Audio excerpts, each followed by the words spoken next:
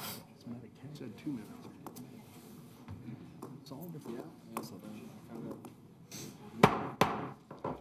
Call meeting to order. All right. Commissioner Allen, could you lead us in the flag salute after the invocation, which is going to be done by Bruce Johnson? Are you here, Bruce? Yes, ma'am. Not here. Okay. Mr. Johnson's not here. I have to call on Commissioner Earlwood. Would you do grace for us? Sure. Would everyone bow their head? Dear Heavenly Father, in the name of Jesus, God, we thank you for this day. We thank you for allowing us to see this day. Thank you for waking us up this morning. Lord, we ask that you touch this meeting and bless us in this meeting. Lord, help us to make the right decisions. Lord, we just want to give you the thanks, the honor, and the praise for all that you do for us. Lord, for you're worthy of all of our praise. In Jesus' name we pray. Amen. I pledge allegiance to the flag of the United States of America and to the republic for which it stands, one nation, under God, indivisible, with liberty and justice for all. Okay, thank you.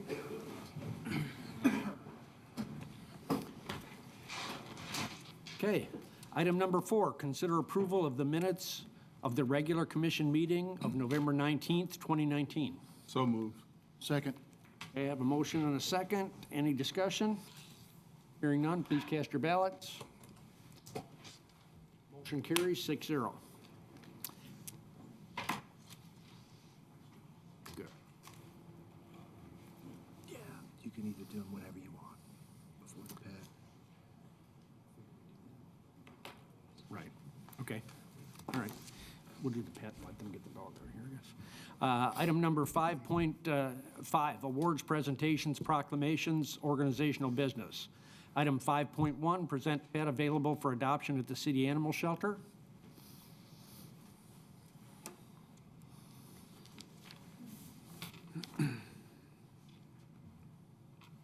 Hello, I'm Erica. I'm the new adoption coordinator at Enid Animal Control, and tonight I brought Gus with me.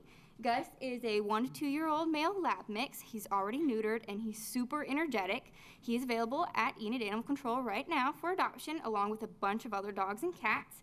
We are located on 1200 South 10th Street, and we're open Monday through Friday, 10 to 6, and on weekends, Saturday and Sunday, 12 to 3. Thanks. Right. All right. Anybody else know just how that dog feels? All right. Item number 5.2, I'm going to do some proclamations at this point. I have 2 proclamations that I'd like to read that'll be presented Thursday. First one reads, Proclamation, City of Enid, Oklahoma.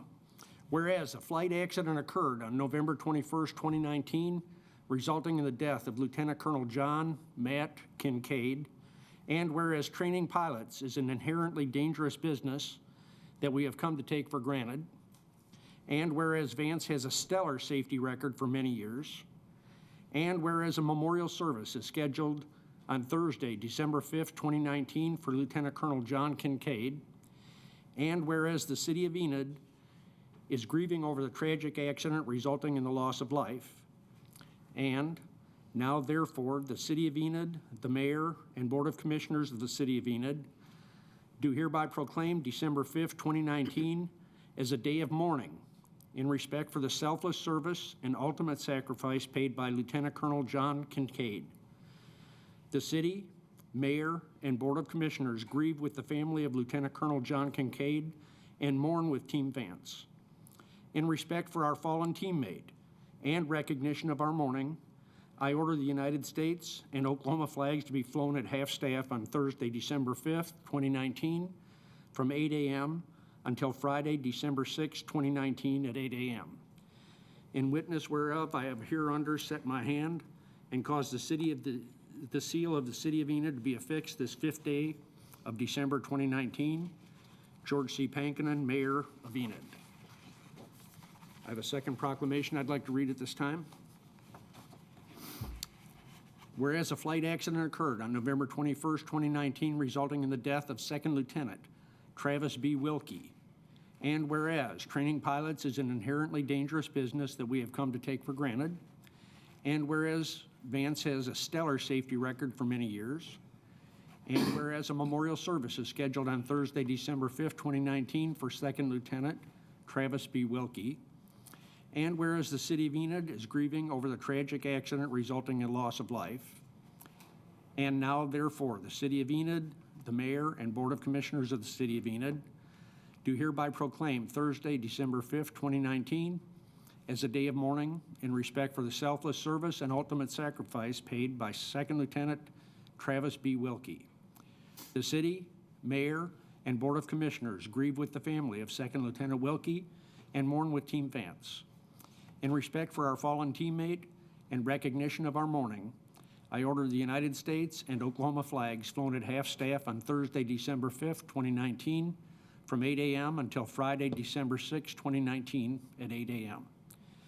In witness whereof, I hereunder set my hand and cause the seal of the City of Enid to be affixed this 5th day of December, 2019.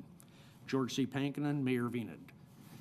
At this time, we had one person that wanted to speak to item 5 on the agenda, and that's Colonel Simmons.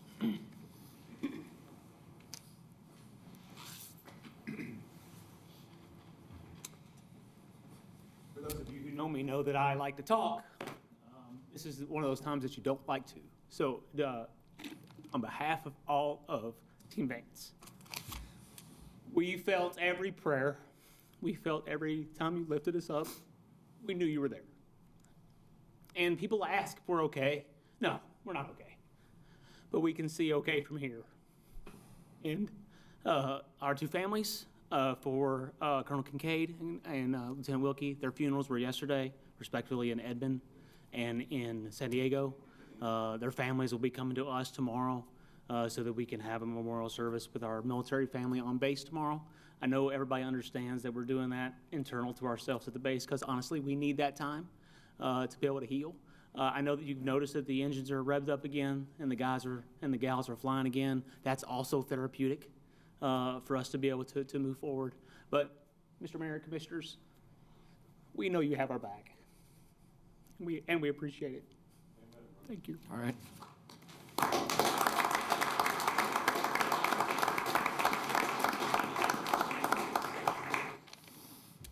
All right.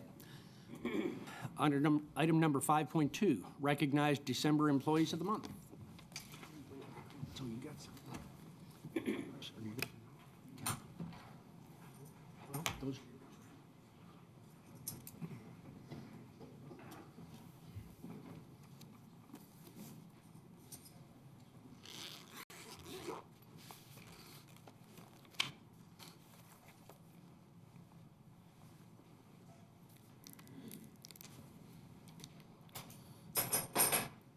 All right, so of course it's down here with me. I guess I'm talking about so everybody on TV or social media can hear me. Gerald Gilbert.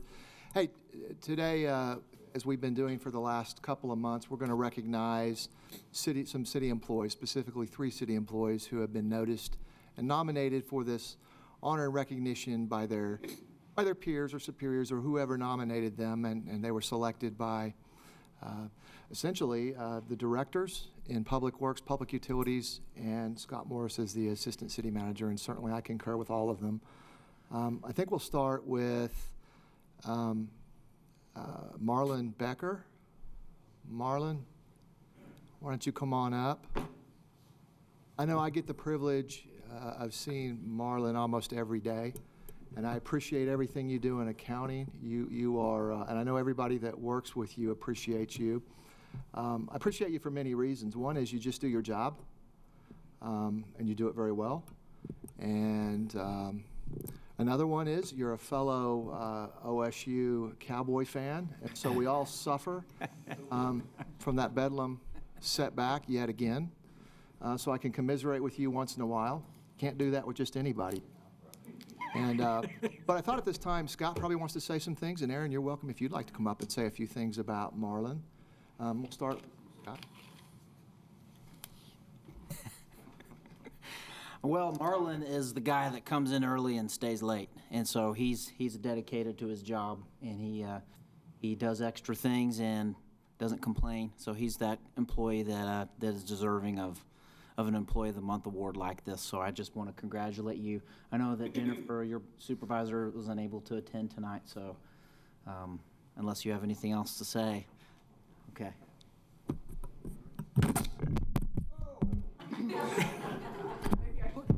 We didn't rehearse that. Great. Yeah, I just want to say I really appreciate Marlon. He does a lot of tedious work here at the city that doesn't go recognized by a lot of people. But when it comes to things like FEMA grants that have piles and piles of documentation, he's the go-to guy for the city. And without his tireless efforts, we wouldn't be getting all of those grant awards in and things of that nature. So really appreciate the work that he does for the city.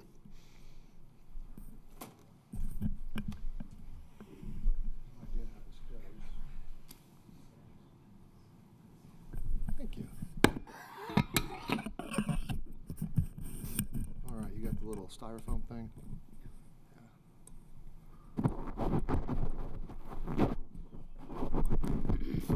We'll just go.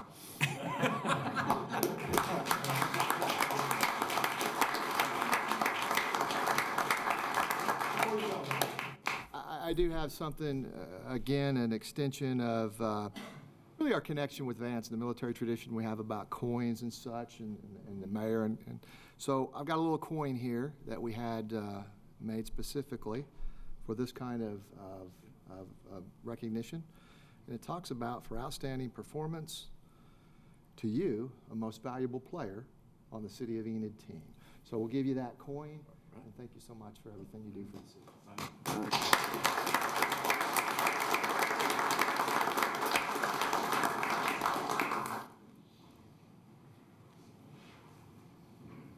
Okay, our next employee is from Public Utilities, John Shaw. You know, John's only been with us really, and Lou, come on up, or Tim, or yeah. Well, I'm just going to say that, you know, John, I think you've been here a short time, and you've already made a great impression, helping to keep trash trucks and stuff going. But I know these guys know far better than I do. So, Tim, and why don't you say a few things? Lou. John, we just wanted to recognize you made such a great impact at the city for the last 3 months. I think you've broken every record you can possibly make with Employee of the Month.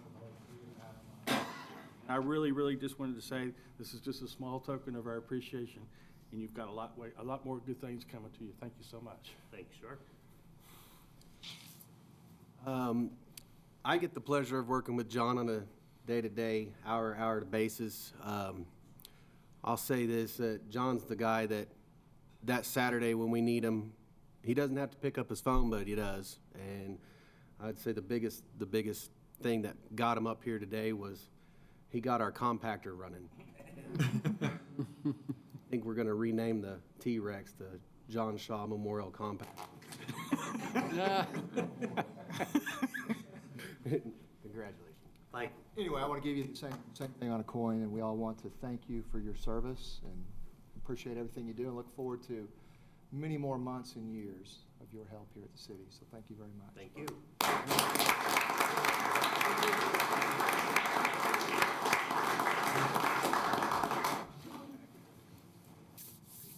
Our next employee is Monty Brotherson from the Roadway and Stormwater Maintenance Department. I know that Ashley Humphreys is here, the foreman, to speak specifically. Monty, I'm not sure I've seen the street sweeper around. That was probably you in it. I think you've been here for a short while, but you made a big impression already. So anyway, we'll let Ashley say all the wonderful things about you. Well, Monty paid me a hefty amount to be up here and say good things about him. So Monty's been with us about a year now. He is our street sweeper.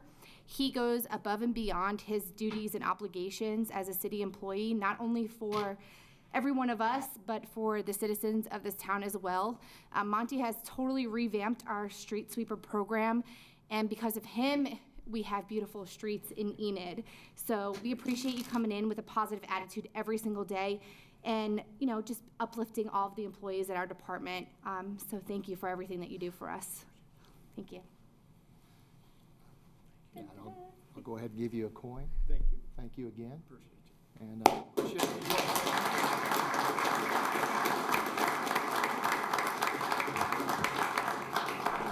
Okay, so that's it for those presentations, and we'll be back in about a month with January's employees.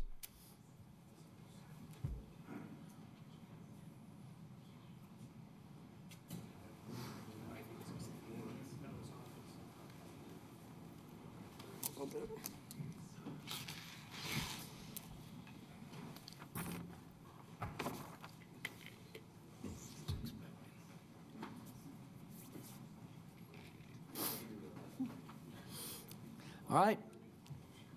Item number 5.3, consider appointments to the Caw Lake Funding Oversight Committee. Yeah, I believe that we have two reappointments from Ward 4, Alan Klepper, and Ward 6, Mike Barnhouse. And both commissioners, Waddell and Mason, have spoken to them, and so really, Motion have to make a approve? motion, yes. Okay. Second. Have a motion and a second. Any other discussion? Seeing none, please cast your ballots. Motion carries 6-0. All right. Item number 6, excuse me, hearings. 6.1, hold a public hearing pursuant to the request for CALP LLC DBA doing business as Suddenlink Communications cable operator for an extension and renewal of its right to operate a community antenna television system within the corporate limits of the city of Enid, Oklahoma, pursuant to Section 626 of the Cable Communication Policy Act of 1984 as amended, with the purpose of such hearing to, 1, hear from the public, 2, identify the cable-related community needs and interest, and 3, review the performance of the cable operator under the license during the current licensing term. So, the hearing is now open. We've had several people that wanted to talk to this topic. We will take them in order. Well, I think initially, Okay, yeah, first- Mr. Kennedy might want to give a brief presentation, and Yeah. then Suddenlink, and then we want to hear from everybody in the audience. And Yep, good. Can I speak from here?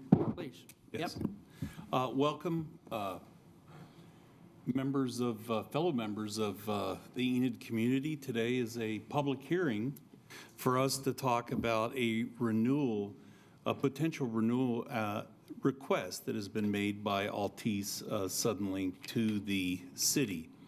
The purpose of today's hearing is really to hear from the public. We're going to kind of bifurcate the hearing. At least we talked about having one piece of the hearing today, and then continue that hearing until January 7th at your regular scheduled meeting to go over the performance of the cable operator during their current term. You know, we've had cable TV in Enid since the early 60s. And I think in a memo that I detailed to the council, I went through all the providers that we had and what we've done during that period. You know, Pegasus, Enid TV, and, you know, quite frankly, Enid has been the leader in bringing communication of local government issues to the public. And it looks like you'll continue to do that in the future. But we need to go over the performance of the cable operator. We had a meeting on November 20th with Suddenlink, and I gave them a series of questions and a series of documents that I wanted to see. You have a very detailed licensing agreement. It's about that thick. And it's the document under which they are governed. And there's lots of requirements in that document. So part of the purpose of this type of hearing is to see how they have performed under that document. But that will be continued to another date. Another purpose of having this hearing is to hear from the public. We need to hear the attitude of the public with respect to Suddenlink, and then we also need to hear what future-related cable items would they like to see in this agreement? I mean, what comments do they have about what they would like to see in the future? That's really the focus and the purpose of this agreement. Now, why are we here? You know, DirecTV isn't here, and they've never been here, and Dish isn't here. And there's lots of entities that are providing cable TV and information on sets and on Apple iPads and the like. Why don't we deal with them? Well, the reason is because Suddenlink is in our right-of-way. They have lines in our right-of-way. And because they have lines in our right-of-way, they have to seek a license from us. And we're able to negotiate that license. Now, the rules are all federal. There were 2 acts passed in 84 and 92, and those acts really tell us what the rules are. Those are the items that we have to follow. So they're here because they're in our right-of-way. No one else that provides cable TV will ever come here. Because they're in our right-of-way, they pay us fees. Currently, it's a 5% franchise fee on their cable operation. Now, what are we allowed to talk about? Well, we're allowed to talk about the system, okay, because that's what delivers the cable TV. Now, incidentally, it also delivers the internet, but we're allowed to talk about the system and the quality of that system. We're allowed to talk about customer service standards and how they're either meeting those, either under the franchise or licensing agreement, and also how they're meeting those that are set out by the FCC. Those are items that we're allowed to talk about. Now, why can't we get someone else, other than Suddenlink? I mean, I've seen that many times, and we can. Anybody that wants to come into our community and provide a cable system can do it. And the requirements on you is you have to do it under the same requirements that you're providing Suddenlink. Now, the problem with someone else doing that is the fact that it's a giant cost. I mean, it's why you don't have 2 electric companies here. It's why you don't have 2 gas companies here, because there already is one. They're already serving.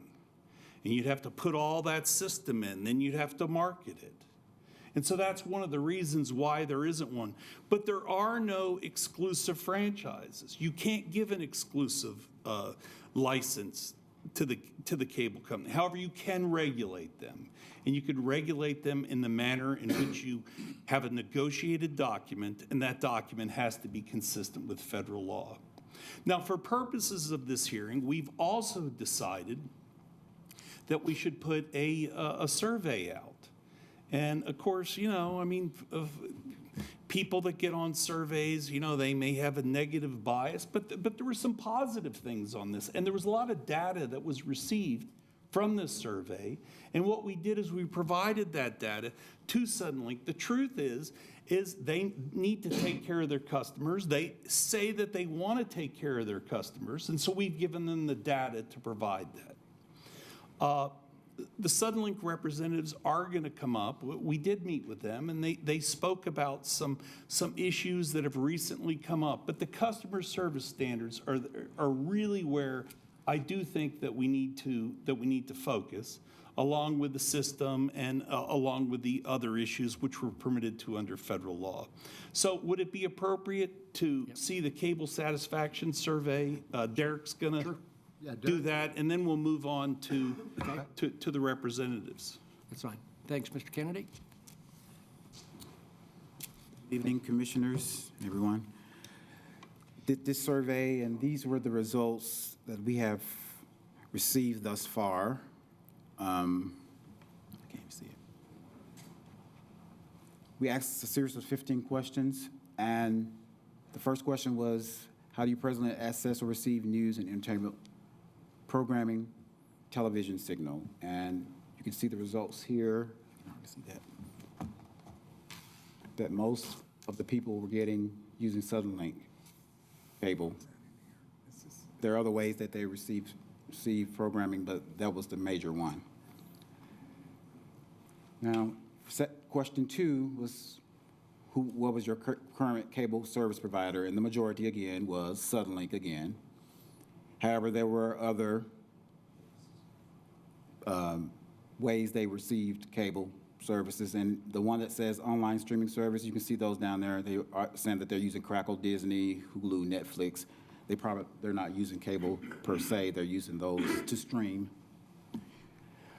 Then question 3 was, if you ever changed cable television providers, when did you change? And the majority of them said they never changed provider, which probably meant they were still on Suddenlink. And then we had other, like less than 5 years, 20% of them, more than 2 years ago, 14.7%, and as you can see. Question 4, if you ever changed cable television providers, who did you change from? And the majority of them, again, was Suddenlink. If you ever changed cable television providers, who did you change to? And the majority still was Suddenlink, but between Suddenlink and DirecTV. Question 6 was the reason for changing cable services, and the number 1 reasons was the price. Coming in second was the quality of the signal, and the third, and fourth would be program choices, or they never changed. Question 7 was, have service improved with Suddenlink? And the majority of the people who took the survey said no. And that was from 532 responses to the survey.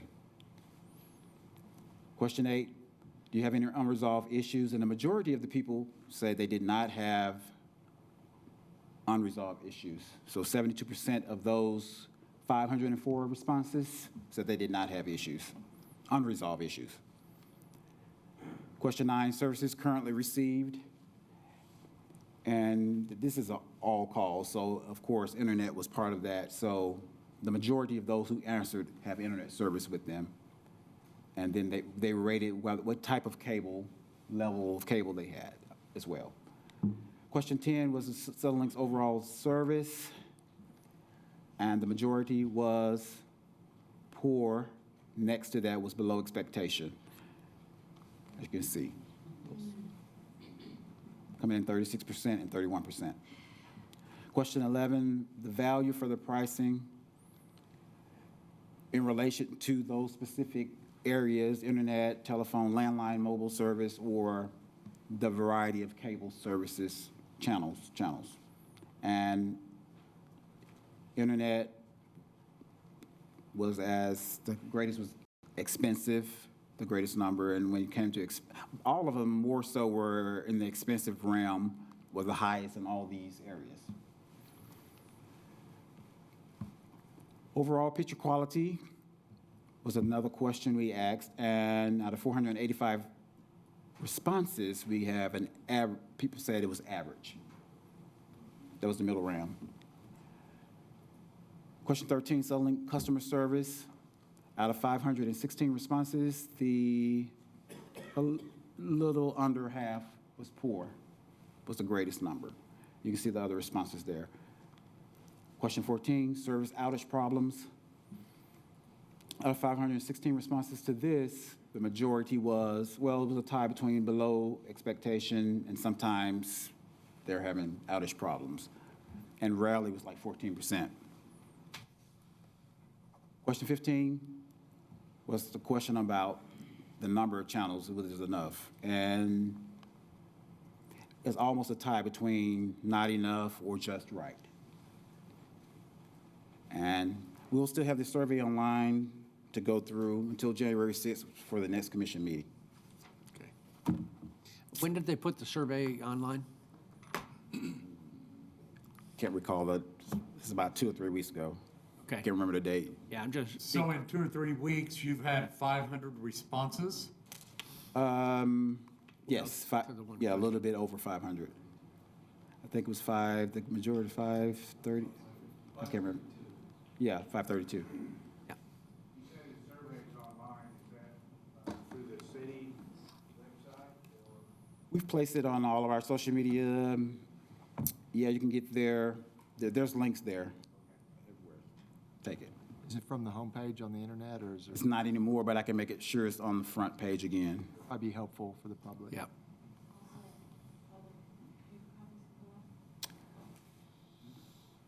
Yes, we'll provide some paper copies, copies at library or something. Yes. More questions about the survey? Okay. Nope, okay, thank you.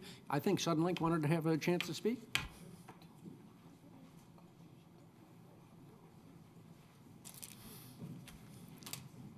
Thank you, Mayor. Yep. We appreciate the allowing us time to address the city and the community. Would like to start with Altice and who is Altice, and maybe a history of how we got to where we are today.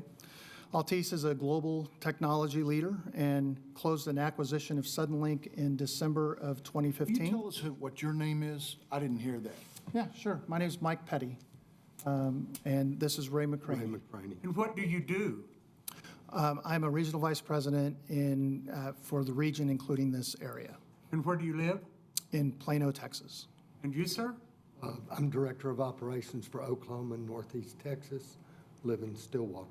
Thank you for introducing yourselves. Yeah, sure.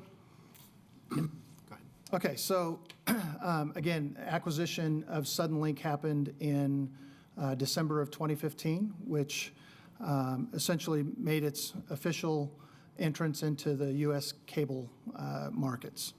And 6 months later, Altice purchased and had an acquisition of Cablevision, and now serves 4.5 million customers in 21 states, making it the fourth largest cable operator in the United States. In the last 2.5 years, Altice USA has invested in improving the infrastructure of the Cablevision and Suddenlink networks with a focus of boosting broadband speeds, improving Wi-Fi service, and updating the programming guide and interface with more user-friendly designs.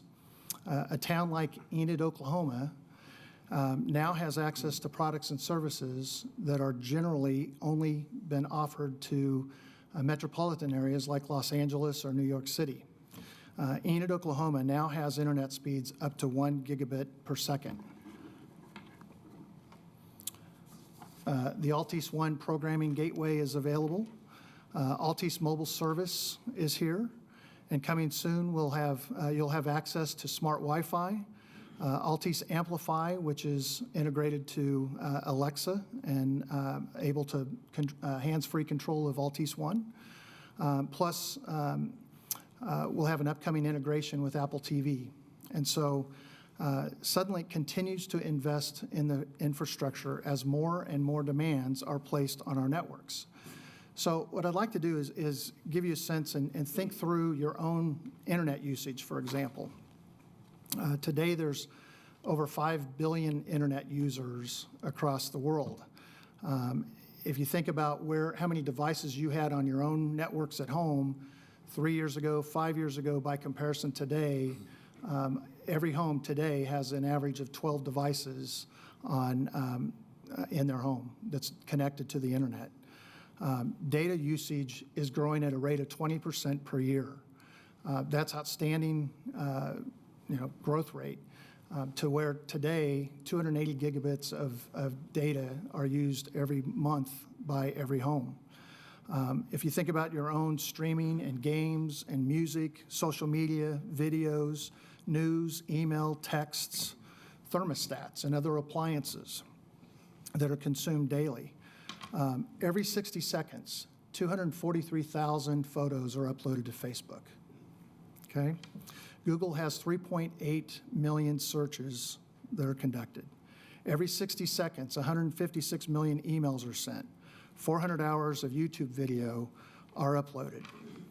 87,000 hours of Netflix videos are watched. 1.5 million Spotify songs are streamed. 29 million text messages are sent. This happens every 60 seconds. Altice spends millions and millions of dollars to stay ahead of this pace, including in Enid, Oklahoma. We've been a good partner with the city. We went above and beyond to provide your PEG channels and that content in high definition for the community. We have proactively met with the city over the last couple of months and acted swiftly on any and all escalations that have gone through them. Additionally, we invest in the communities that we serve. In Enid, we've sponsored the Leonardo's Children Museum, a spring break educational program, First Friday networking events, Feed the Neighborhood Backpack Drive, where we not only sponsored, but we supplied or provided supplies.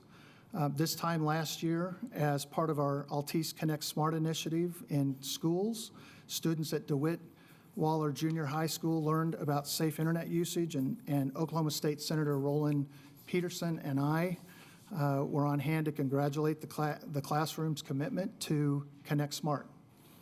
And we're requesting for funding for first quarter of this coming year for an Enid High School first robotics team entry.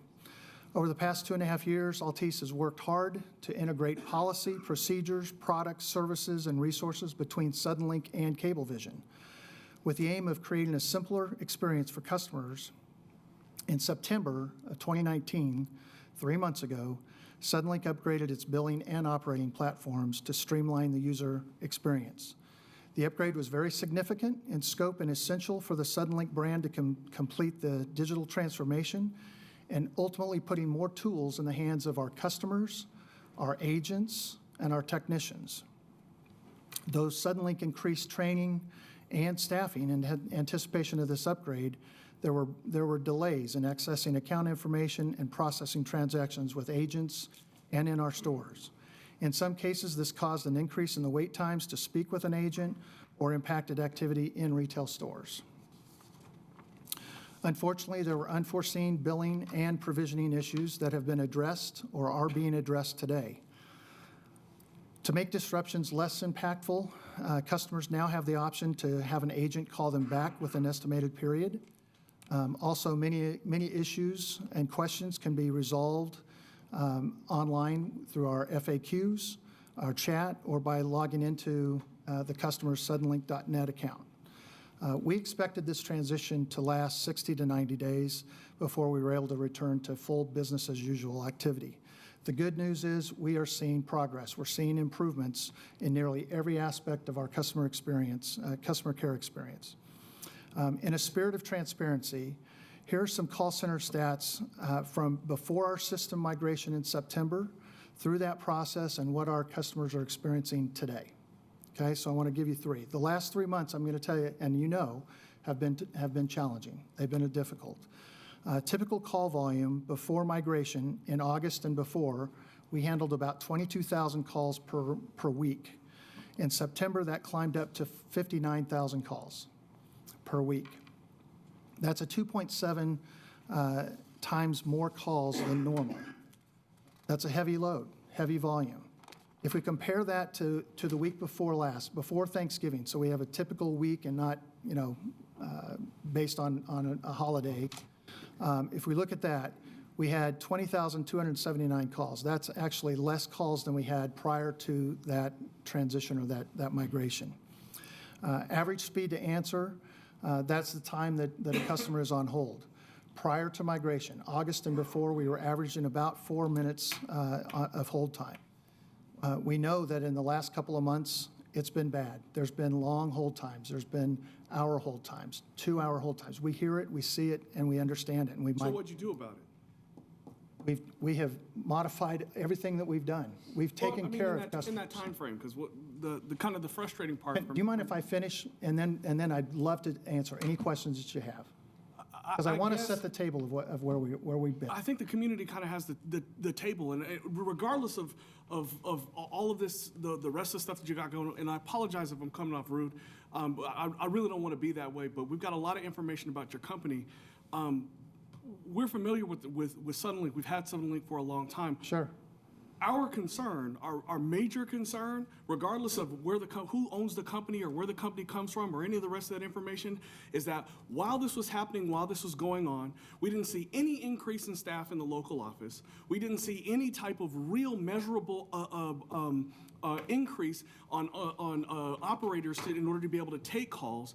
we still to this day aren't seeing those types of things that in any company that is like responsive to customer service, you would expect an increase in order to be able to make that happen. And so I really appreciate where it is that you're coming from and what it is that you're saying, and I don't want to be rude, but really what everybody's here in order to be able to find out and what it is to hear is what the hell are you going to do in order to be able to get us to a point to where people aren't currently still to this day sitting and meeting those long time frames. Because right now we understand the where we're at right now. We don't have a whole bunch of options, but it kind of feels like you got us over a barrel. And it's not a good position in order to be able to be in. So we're looking for, and I appreciate, if I'm going to stop here in a second and I want you to keep going, I really would want for you in order to be able to pointedly talk about what we're going to do and from that position in order to be able to get us into a position to where we can start, because that's just the customer service aspect of it. We haven't even talked about the fact that our rates continue to go up higher and higher and higher and higher and higher. And we see less channels as opposed to, a higher quality in the channels in which we're seeing. So if you could speak to just that aspect of the customer service aspect of it, I would really appreciate it, because I know we're going to be here for a while, but I want to make sure we hone in on that aspect if we don't talk about anything else. It's exactly.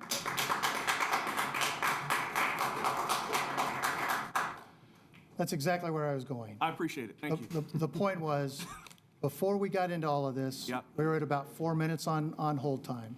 Today, we're below that. Yeah. Okay, we had 22,000 calls a week that we were taking care of. Sure. Now we're less than that. We had the last. And it doesn't matter if you're answering the phone if you're not going to fix any of the problems. According to that survey, I wanted to wrap it up so we can hear from the people. on outstanding issues. Yeah.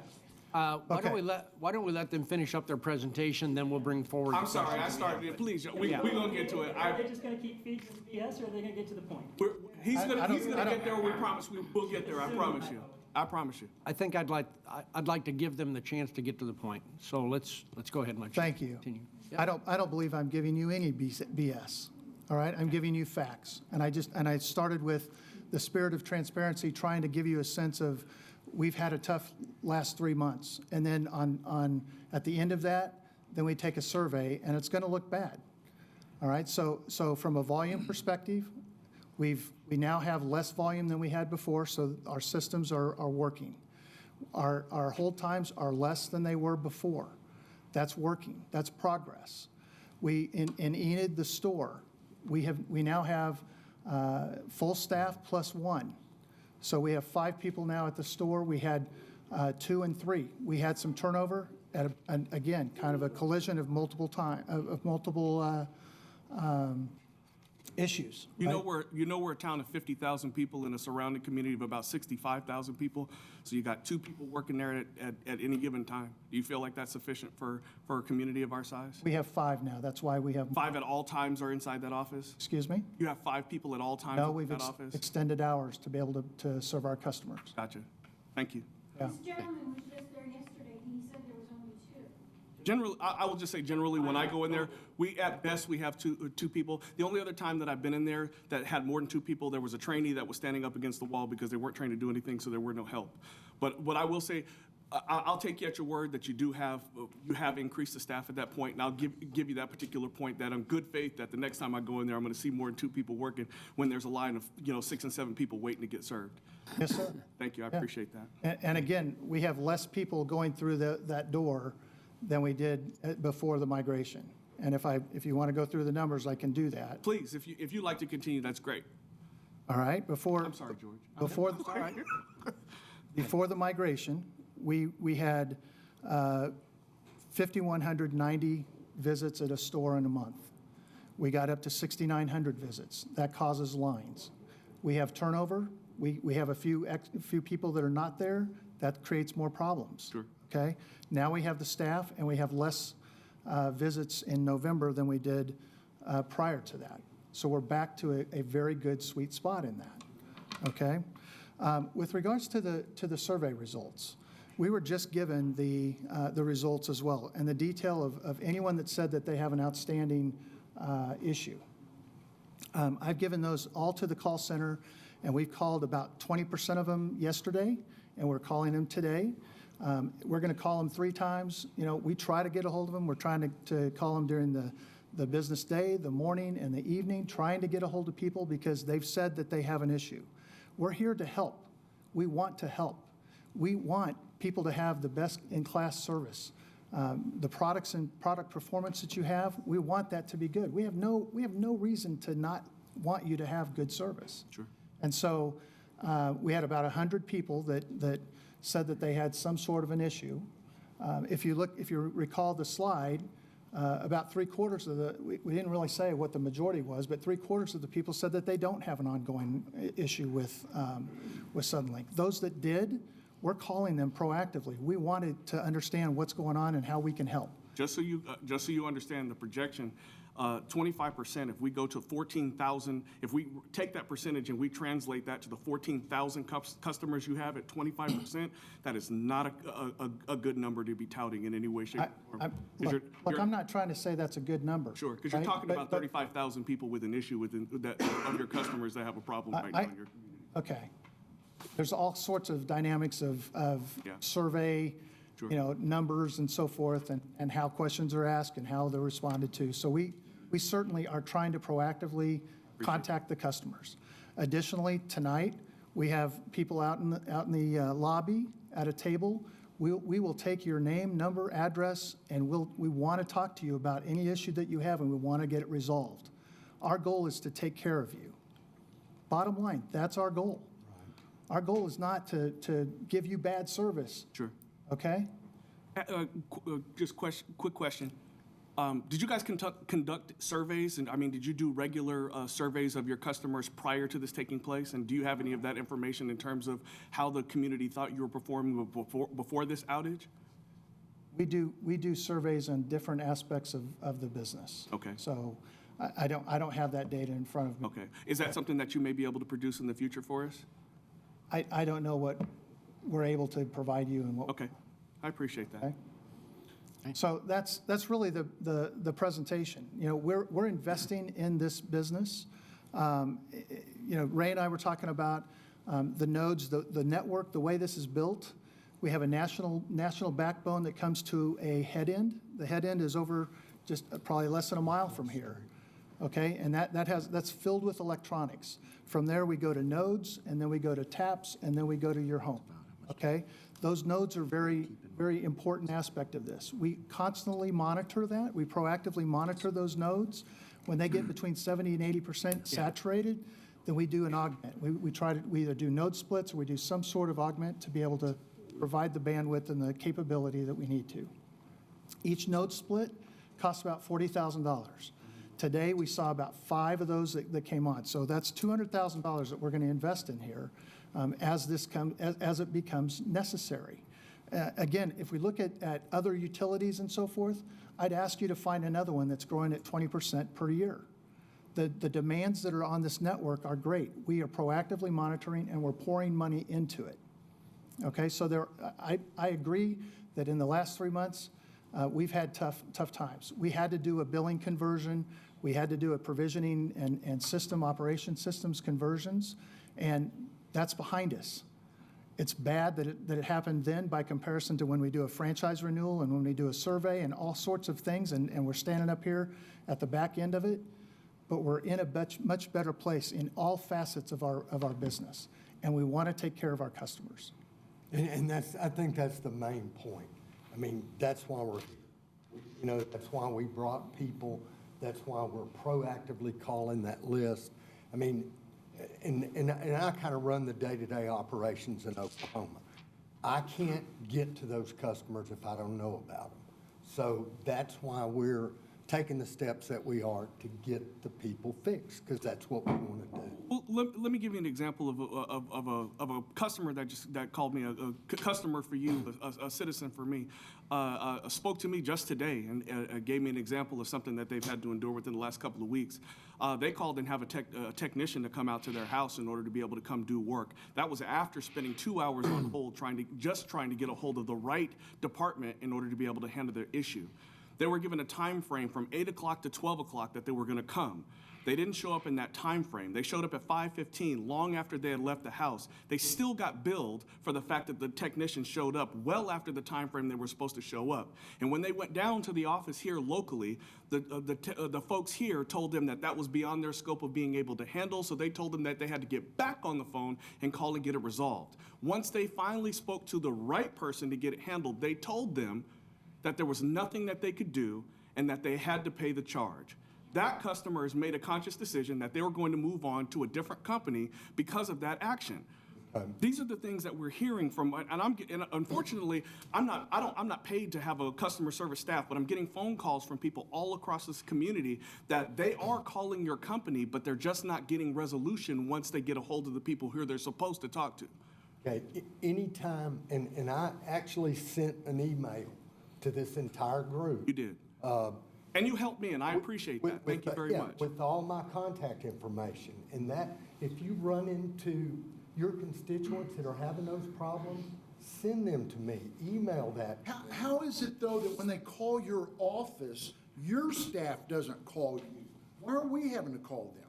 That's what I can't understand. They've already called you, right? I didn't call you because I thought I wanted to see what the actual customer experience is like. You asked, what can I do to help you, Jerry?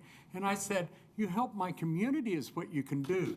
I don't want any special services from you. I don't deserve a special privilege.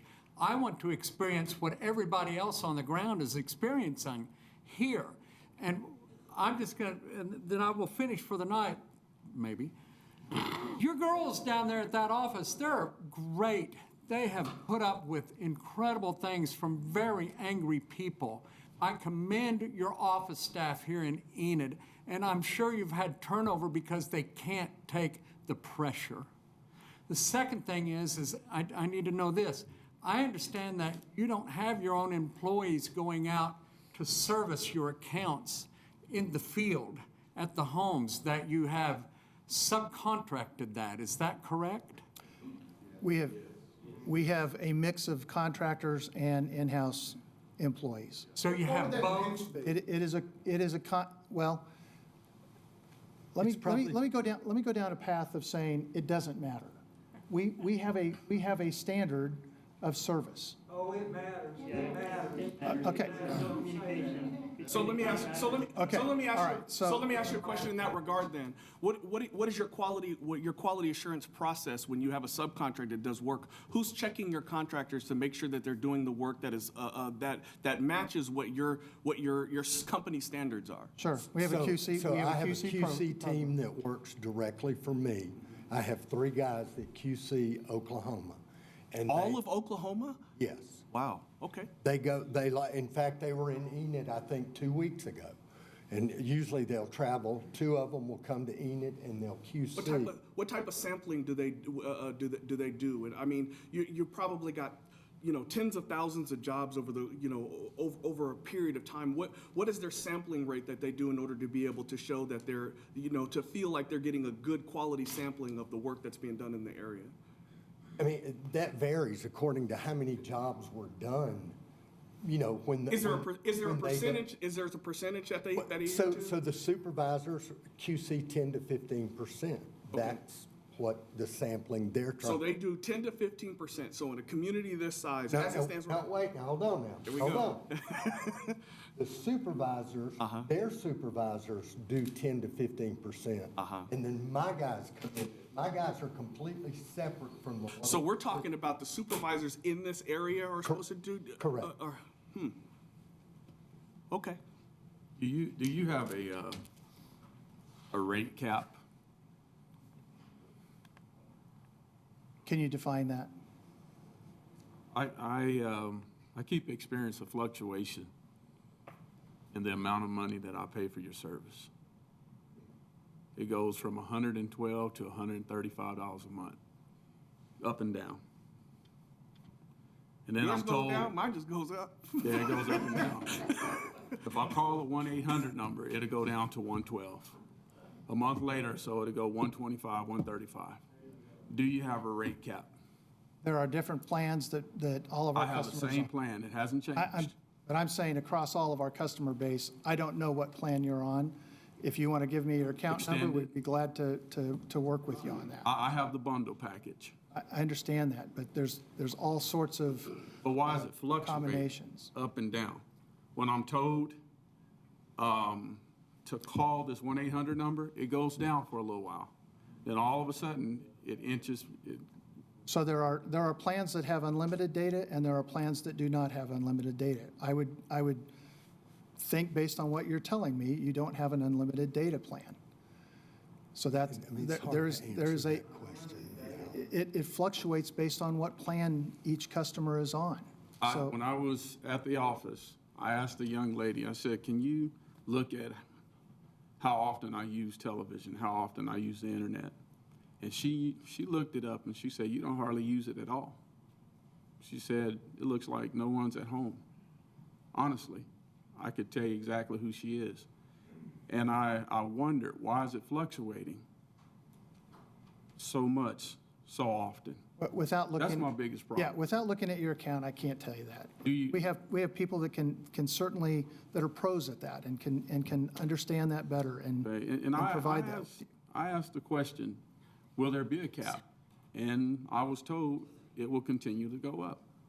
Well, again, if we just go back to the mere fact that the internet is very, it's got excessive growth. And so it costs money to take care of this network on the channels and so forth. As far as TV, which is really, the video product is the one that is focused on this franchise renewal. Those fluctuate a lot as well. Not fluctuate, but they go up. And it's because programmers. Our margins in cable TV on the video side are razor thin. The people that make the money are the actors and the athletes and so forth.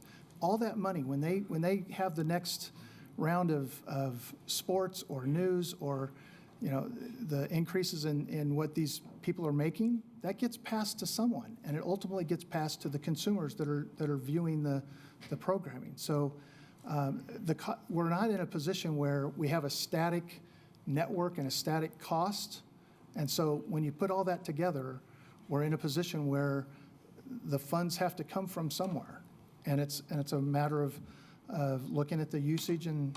But you don't have to go before the Corporation Commission to get a rate hike? Not to my knowledge, no. It's FCC's. FCC. If they were going to be regulated, it would be FCC. FCC. I believe, but I You don't just do think that they are. yourself. We look at what we spend and try to offset that cost. We do. That's You look at service and try to offset that cost, okay. I just don't think we're getting what we're paying for. Well, I just think it's very poor value for the dollars that our citizens spend. and that is an opinion that you can have of that. I feel like we're giving you access up to 1 gigabits of speed. Can you tell us what Suddenlink's net profit was last year? It's Operating profit? we're a public company, and that's You're a multi-billion-dollar company. What was your operating profit? You know that. Can we hold the comments until it's time to come up and speak? We're just losing control. What I'd like to say is this hearing is actually going to continue until January 7th or whatever. Is it 7th? Right. Okay, so we don't have to answer every question today. We're trying to throw some on the table. We're trying to hear your side. We also want to hear from the folks that are in the back. So I don't want to get into the final round of the boxing match here today, because that's not what today is. So I want to make sure that everybody understands what the issues are on both sides. But I don't want to, everybody keep taking shots, because I don't think that's going to help us get to the end of the hearing today. So I'd like you guys to go ahead and conclude the remarks you have, and then we'll let the. I think we're finished. Okay. The only thing I'd say is again, we have a couple individuals outside at a table that if there are individual specific issues, we want to take care of them. They can either go there now, or they can say their piece and go. We're going to sit down and write notes, and if we get names and addresses from here, we'll take care of customers. That's How many what- days are you going to be in town to help on some of this? Why does that matter? Well, Would because I one would day or like you 10 to days actually be hear the what ones that- some of our citizens are. That's what this whole process is about. Okay. Is All to right. hear But from I'm just from them, curious, are right? you gonna be here tomorrow And to we're, answer and some we're of those more than questions, happy or- to come back in January or February and do the same thing. So it would be We no, talk- would be the answer, right? You're I'm not sorry, gonna what be is your here tomorrow? question? Are you going to be here how many more days down at the office so that our citizens can go in and you can help them with some of this? What would you like? How about until it gets fixed? I think we should hear All right. from the public now. Okay. Yeah, let's do a break here. Thanks for your comments. Yeah. And if you don't have any closing things, I'll open Okay, up and. thank you. And let the folks talk. Okay, I had on the sign-up sheet that we were going to try and limit remarks to 2 minutes. I would ask you to try and abide by that if you can, but I have a lot less people signed up than I thought I would originally. If you need to take up to 5 minutes, do so, but please don't repeat the same thing over and over because that's not going to help what's going on. We want to know what everybody's having for issues, but we don't want to kick the same issue 100 times in a row. So, Can I? yes, please. Children are watching. Please make sure you mind your language. Thank you. Yeah, it's a good point. All right, what I'm going to do is go down the list in order for those that requested to speak. First, former Commissioner Ron Jansen. Please state your name, your address, and tell us what you think. My name is Ron Jansen. I live at 2426 Robin Ridge here in Enid. And as many people here know, I'm not anyone who suffers in silence. My problems began just a few months ago. I've been a long-time customer of Suddenlink ever since we've been in Enid. I've had the local cable service here in Enid for decades now, and basically I've had fairly good luck and I'd received fairly good service until a few months ago. We decided to have Wi-Fi installed in our house, and I had to go down to the office to try and get something done about that, and I discovered the same thing that everybody else has talked about. There were only 2 people there, and they were overwhelmed, but I did finally get to talk to somebody, and sure enough, in a week or 2, somebody showed up and installed the Wi-Fi. Unfortunately, when they left, the caller ID, which I enjoyed on my television screen, went away because I've got the full bundle. I've got everything in my house is Suddenlink, telephone, television, internet, all that stuff. And so I started trying to get the caller ID back on my TV screen. And I called 3 times over a period of about a month, spaced out. And each time I called, I got the same answer. It'll be 24 hours. It'll be back up in 24 hours. Well, it wasn't. So the 4th time I called and complained about the fact nothing had happened, they said, well, we'll have to send somebody out. Sure enough, they sent somebody out.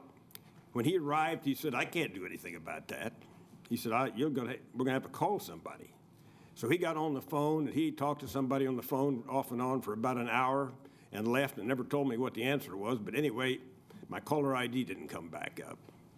So I waited another week or so, called again. This time, I got somebody, and they were apologetic that nothing had happened. And they said they were going to take care of it, and they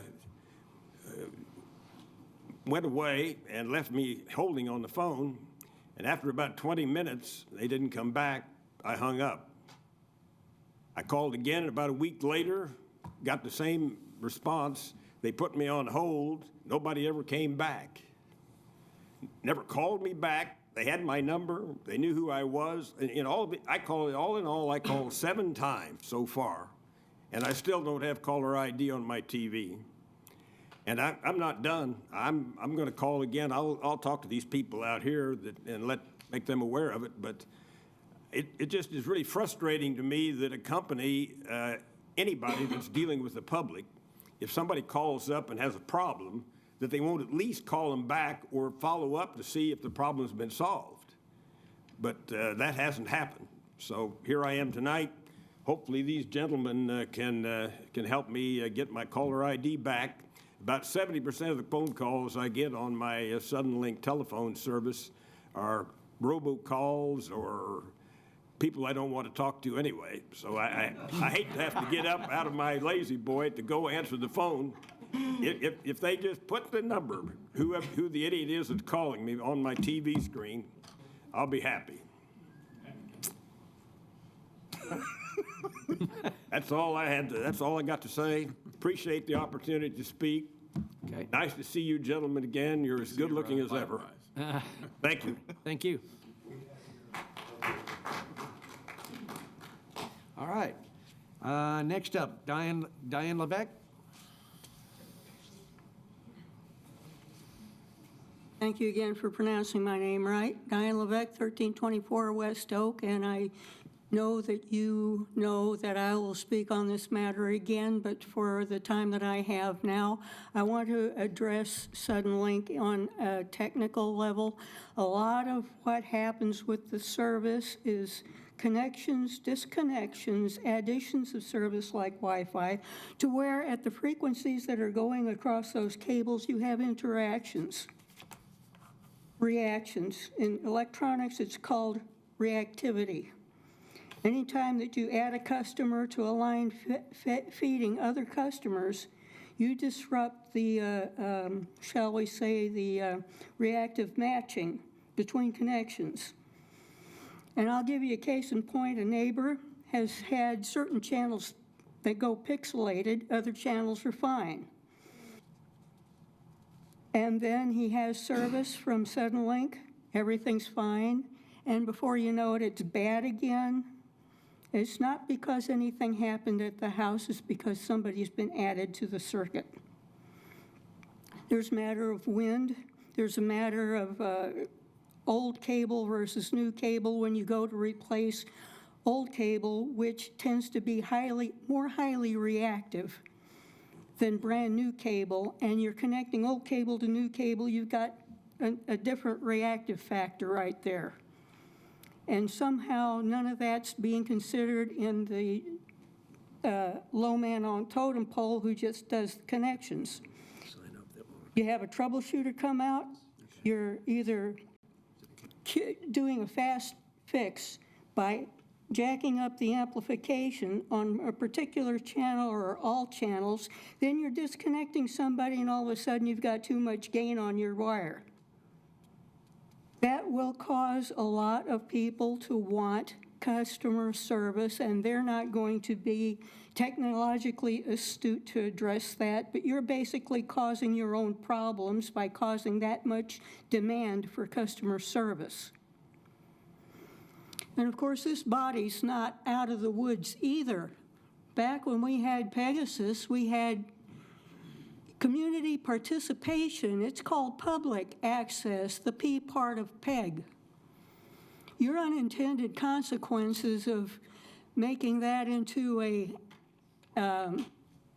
Enid promotion to people who already live here channel, to the exclusion of the participation of the public, pretty much generated a loss of interest in tuning in because all we were seeing was what we already know because we live here. Okay? Now then, the E part of PEG, you already gave to the Enid Public Schools Department, and there are a few, not all of you have gotten an email from me about an unintended consequence of discontinuing with Suddenlink. If you break that contract, Channel 19 goes off. They no longer have access to the E part of the PEG. You need cable in order to keep on providing that service to the Enid public school systems. And I will reserve the rest of my time for further comment down the road. Okay.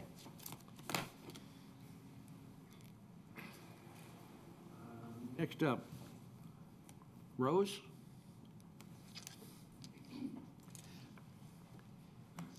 My name is Rose Drage, and I apologize that I've been a little bit vocal this evening, but I live at 2318 West Maple, and I just want to indicate that Twice this year, we've experienced rate increases. Once was in March, once was in November, and those rate increases, one was 4.4% and the other one's 12%. And my paycheck did not go up by those percentages. I can tell you that. I'm on a fixed income as well as most of us are. So I don't quite understand how a service can go up by those percentages without channels being added. And I also would like to state that I don't believe that the service is as good as what it could be that we receive through our television screens.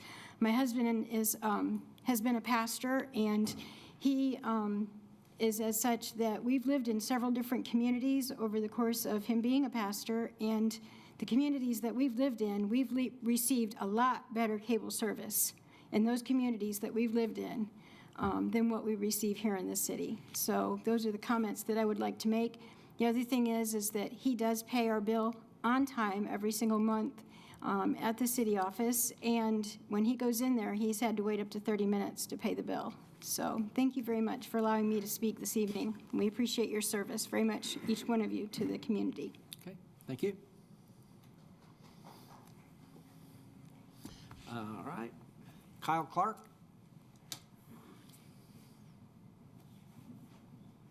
Hi, my name's Kyle Clark, 2509 Homestead Road here in Enid. I know that most everybody up here, guys have probably worked over the years with large corporations that tend to be monopolies, and that's what we have here, a monopoly.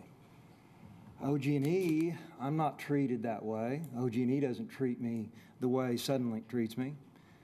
The gas company doesn't treat me the way that I'm treated by Suddenlink. And I'm not here asking you all, you can't fix all of our individual problems. You can't do it. But what I can ask or even beg you to do is to please wait to make a decision on these people until we know all the facts about what they're up to. I'm just telling you, there's something wrong here with what is going on. This is a multi-billion-dollar company. These people act like they're broke. They're not broke. They've got plenty of money. They could have had 50 people down there in that office taking care of us. They had 2. I've had my property stolen. I hate to say I've had my property stolen out of my attic by these people. And they did send a representative out to my house to ask about that. I think that's what they were really concerned about. And even though their guy was the only one in my attic, I was at work, my wife was there, I was unable to prove it. And I told them, I said, guys, I'm not going to do anything about this because I can't take you to court and prove it. I know he stole out of my attic. He stole a chainsaw out of there. That went by the wayside. They walked around back and looked at the mess that they had created and stroked me a little bit on that and then left, and I never heard from them again, ever. And what I'm begging you, do not sign another contract with these people. Don't do it. I am stuck. I go to their office and I said, guys, we've got to do something about this. Let me out. You know, I go over to AT&T and I say, I want to switch. I want to go to DirecTV, but I can't. They got me in a vice on this internet thing, and they won't let me out. If I switch to AT&T, they double or triple my internet expenses. We can't leave. That's the only reason why there's 60% of the people in this town are still with these people. We have no choice. We have no choice. I'd be out of there in 5 seconds. I've been on auto pay with these people for decades. And they still screw me over every chance they get. Every chance. I'm so sick of it. They won't respond to any. I'm going to leave and go to Stillwater tomorrow because I went to the office to try to get my problems worked out, and she handed me a folding piece of paper and said, here, call this guy. He's over in Stillwater. He'll take care of all your problems. Okay, I shoved it in my pocket. There were 20 people behind me, and I felt bad about raising Cain in there in front of all those people. So I get home and I unfold this looking for the phone number. There was no phone number on it. It was a website. So I try to get to the website and end up in these long, never-ending things again. So tomorrow I'm driving to Stillwater to talk to this man myself and find out why I have another issue with him. I have $50,000 worth of solar panels on my roof that I can't even monitor anymore because they didn't hook them up when they put the Altice in. I went from 400 gigabytes, I think it's called, on internet, and they dropped me to 200 and didn't tell us that until we went back to find out. I mean, this thing is so screwed up. Please have a monopoly that doesn't act like one, and that's all I ask. We're all treated like this all the time by so many companies now. I'm getting so sick of it, and this company is the worst. In my 45 years of business of dealing with different companies and different big companies, this is the worst company I've ever seen in my life. And that's all I got to say. And I could go on, though, for another hour if I had time. All right, thank you. Joyce Height?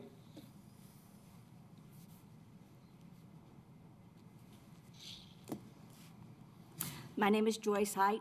I live at 2711 Yucca Drive.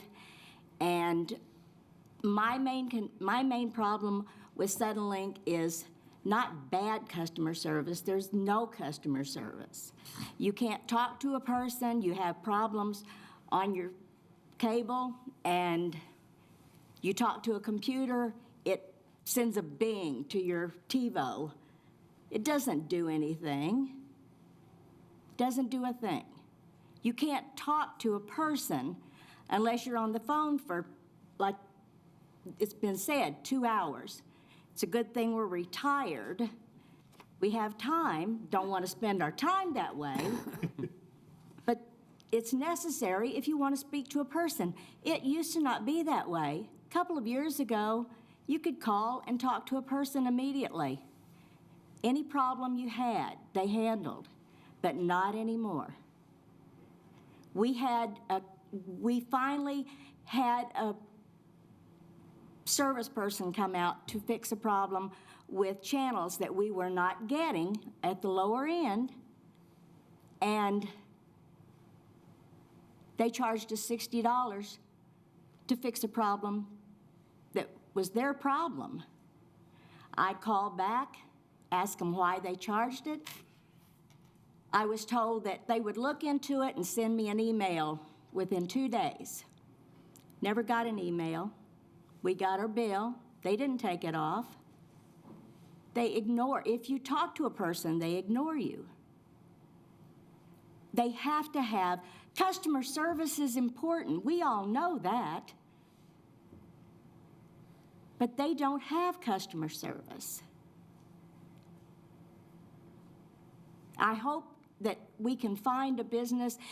If they improve drastically between now and it's time to renew the contract, fine. But if not, I hope you find a company that we can talk to a human instead of a computer. That's all I have. Thank you. Okay, thank you.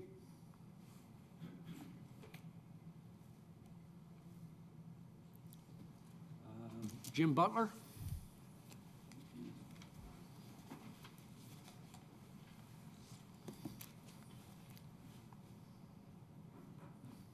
I don't speak very well publicly, so you'll have to bear with me.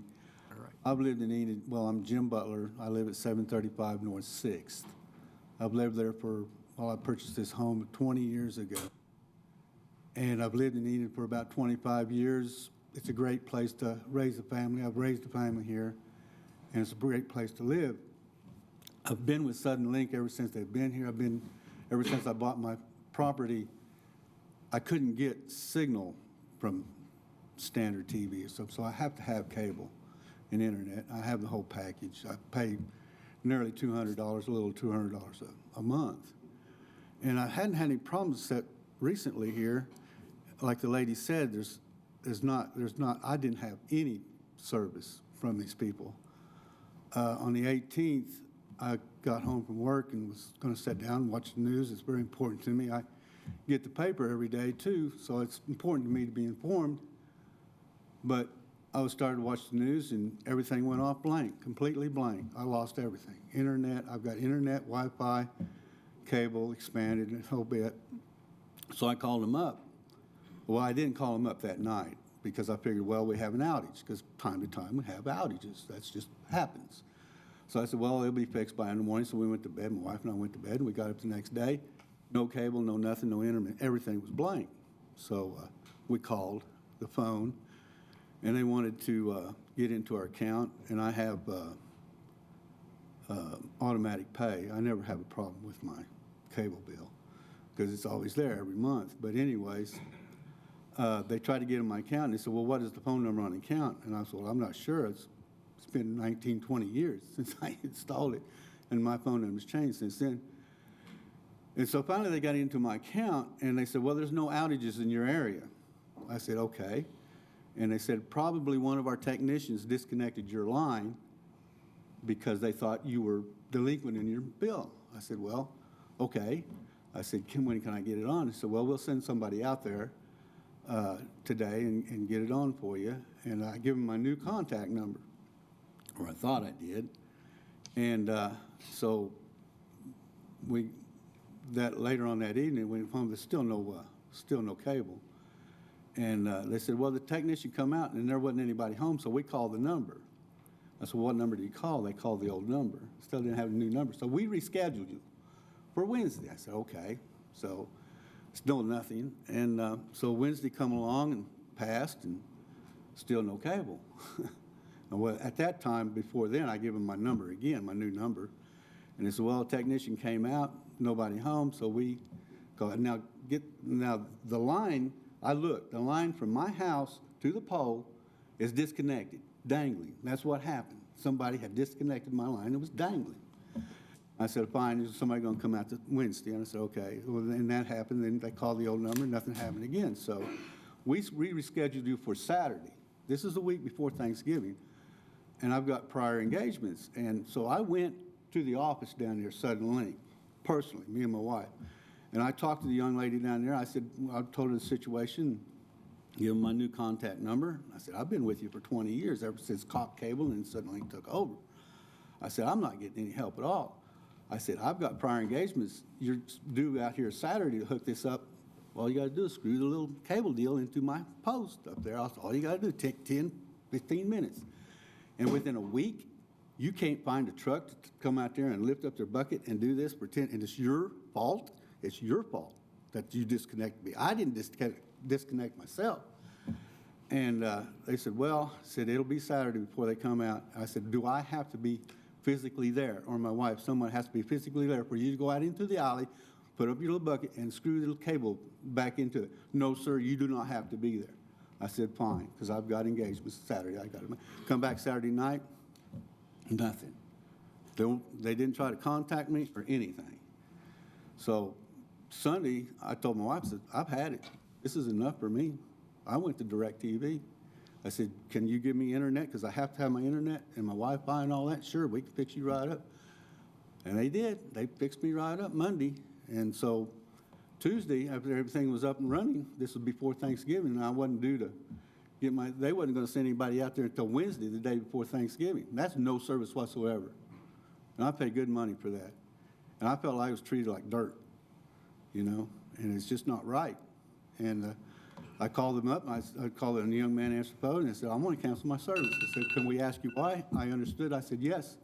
I told him, and I said, I've been with you this long. And he said, oh, well, we'll get somebody out there right now to hook you up. I said, don't worry about it. Just leave it hanging. I got what I need, and I just feel like it's not right. And these people they're not giving good service. That's all I have to say. I'm just curious, will he be reimbursed for that week? Yeah, I should. No, 2 weeks. 2 weeks? Because my cable bill is not due until the 2nd of December. Yeah, I mean, since it was disconnected? I took all my equipment in there. And when I hooked up to Cox, I had 2 small boxes that I didn't have. I said, do you know where these 2 small boxes were? And that's been 15 years ago. I told the young lady, I have no idea where those 2. I've been upgraded about 3 or 4 times in that time frame.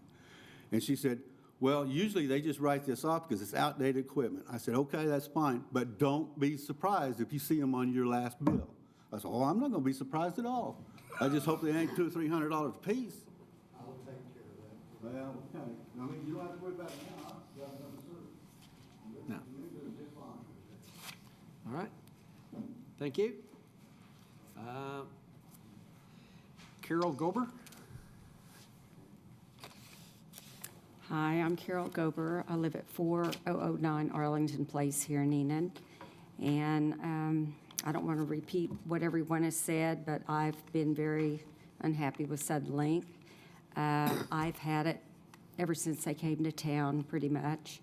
And I have all the services. I have cable, internet, and I have the landline at home. And whenever I do have trouble with it, I have the service contract with them, so it doesn't cost me. They've come out, and when backing up, when they installed it, the installer that came out, very nice person, but I don't know if he didn't know how to do it or if he was having trouble, but he drilled 2 holes in the wall, and when he left, he didn't run the cable through it, but you could see daylight through it. And he just left it like that. I was not very happy. And then, so I called him, and that was my first problem with him. And I've just continued to have issues with them. And when I do have trouble, they'll, I have to call an 800 number. There's no local number. They won't give you the local number. When you do call the 800 number, I say, could you please give me the local number? No, we're not allowed to do that. So if you want to go down to the office, you have to take off work, which I don't like to do that. If you go after work, there's probably a line of anywhere from 5 to 10 people. And as people have said before me, there's usually, I believe one time there were 3 people, but there's usually 2 people. And then the last time I went up there, which was probably maybe 3 weeks ago, I finally got up there, and they couldn't help me. Like the one person said, they give you a number to call, and so I stood there for probably 45 minutes waiting to be helped, and it didn't do any good.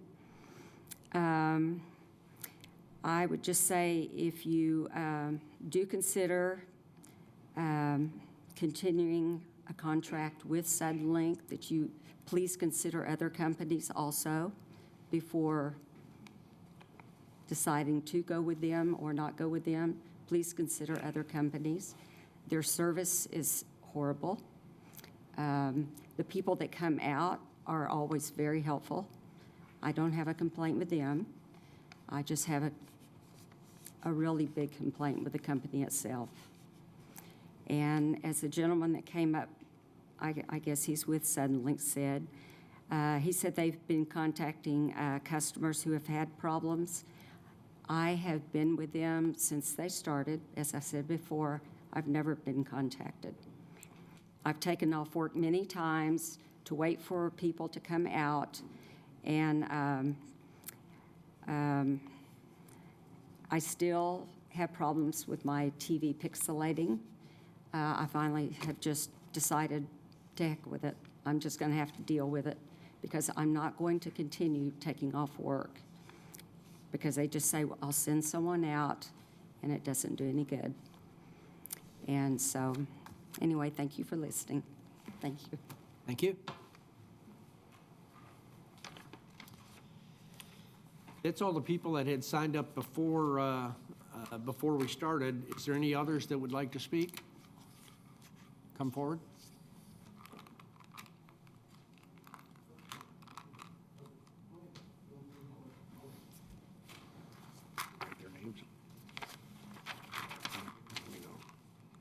My name is Pastor Ron Drage. I live at 2318 West Maple. I am Rose Drage's husband. And I'm the one who usually has to call when we have an issue with a bill. I went into the office this last time, and I'll be honest and tell you, there was 3 ladies and 1 trainee, and there was no line.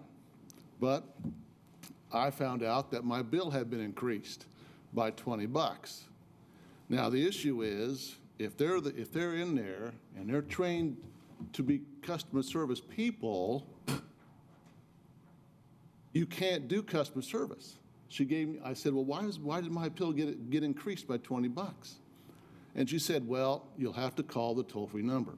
Now, I've called the toll-free number multiple times. Now, you usually, before you can even get to a person, you're on the phone 5 to 10 minutes listening to the computer and shifting you from wherever you're going to need to do. To me, that's irritating. And, you know, I like to talk to a human person. I don't mind talking to a computer for that, but I like talking to a human person. I don't like to sit on the line 5 or 10 minutes before I even get to a human person.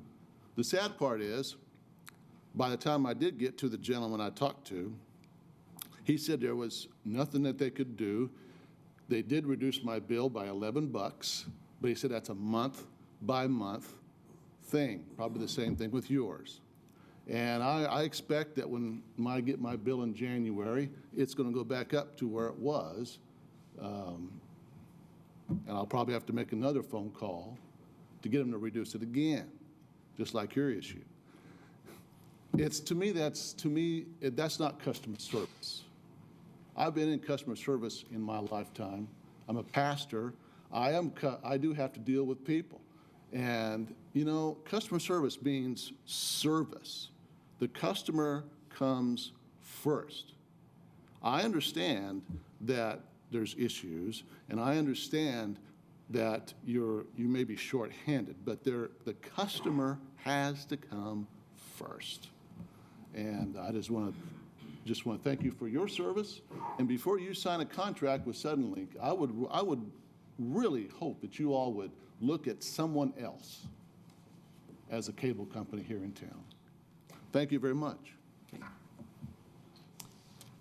Okay, any others?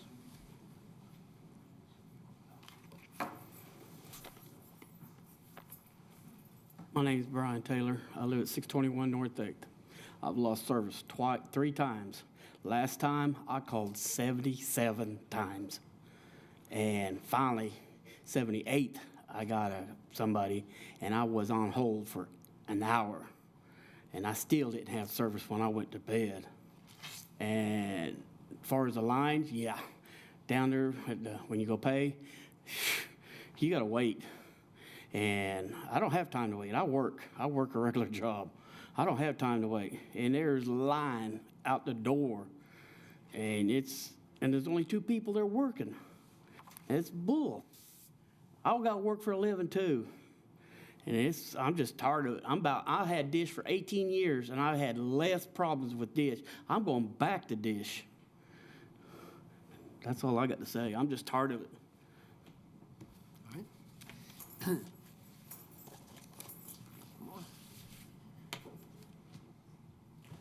Good evening. My name is Adrian Alatorre, 429 South Hayes. Kind of like everybody here, real bad. Customer service has been my experience multiple times on the phone, hours at a time. Call you back in a day or 2, automatically call back. 3 call-outs, 2 weekends, wife getting off work, making the sacrifice, no shows for a simple cut of the wire, right, inadvertently, right? Something that could have been handled by, I would believe, a 101 contractor, if you will, of any level, I think. And I think that the contractors are important and they should have some skill, but the quality assurance portion of it needs to be, or at this point is way past overdue. But my point here and the commitment of time that we've already wasted, right, is to ensure that the city opens their opinion, right, or their avenues of choice in a free market, right? I mean, this whole monopoly, I mean, I'm not for it, but you should not have to have this kind of treatment, this kind of service. And so when you seriously consider another internet provider that is crucial, right? They cannot think that they were going to go into this town and have a true monopoly with this kind of service, and we're just going to give them another contract. So that's my point. See you in January. All right. Anybody else? Okay. Thank you all, and I would encourage you to take advantage of the offer that was provided by Suddenlink. If you have issues that are still current, if you have issues about back pay on a bill for service that you didn't get, I'd encourage you to go ahead and make sure that they know that before you leave today. So we're going to continue it on January 7th, right? Yes, it'll be continued on January 7th, and the lines are open if the surveys that they were talking about are still available up to that time. So all of you may have already done that, but if you have neighbors that, have mentioned it, make sure they know that service is available, and we'll try to do the same. For the open meeting law, we're going to continue it till January 7th at 6:30 right here. Right, okay. Announce that at this meeting. January 7th, right here, 6:30. Okay. Yeah, thanks, Carol. Yep. Okay. And Mayor, they can go to enid.gov to take that survey? .org. Enid.org. We need to get that out there so everybody knows about it. The paper might be able to help us with that if we give them the information. I'm sure there could be something in the paper. All right, thank you. Moving on, item number 7, consent agenda items. Motion to approve all. Second. Motion and a second. Any discussion? Seeing none, please cast your ballots. Motion carries 6-0. Item number 8, recess to convene as the Enid Municipal Authority. Item number 9, all trustees of the Enid Municipal Authority regular meeting are in attendance except for Commissioner Ezell. Item number 10, Enid Municipal Authority regular meeting is now in session. Item number 10.1, approval of claims in the amount of $216,885.68. So moved. Second. Motion and a second. Any discussion? Okay, cast your ballots. Motion carries 6-0. Item number 11, adjourn to convene as the Enid Economic Development Authority. Item number 12, all trustees of the Enid Economic Development Authority regular meeting are here except Commissioner Ezell. Item number 13, Enid Economic Development Authority regular meeting is now in session. Item number 13.1, approval of claims in the amount of $4,000. So moved. Okay. Second. Motion and a second. Any discussion? Cast your ballots. Motion carries 6-0. Thank you. Item number 14, adjourn to convene as the Enid Public Transportation Authority. Item number 15, trustees of the Enid Public Transportation Authority regular meeting are all here except for Commissioner Ezell. Item number 16, Enid Public Transportation Authority regular meeting is now in session. Item number 16.1, approval of claims in the amount of $511.22. So moved. Second. Motion and a second. Any discussion? Please cast your ballots. Motion carries 6-0. Item number 17, adjourn to reconvene as the Enid City Commission. Item number 18, public comments. I think everybody that has signed up has had a chance to speak tonight, so I don't believe we have any additional comments. Item number 19, stand adjourned.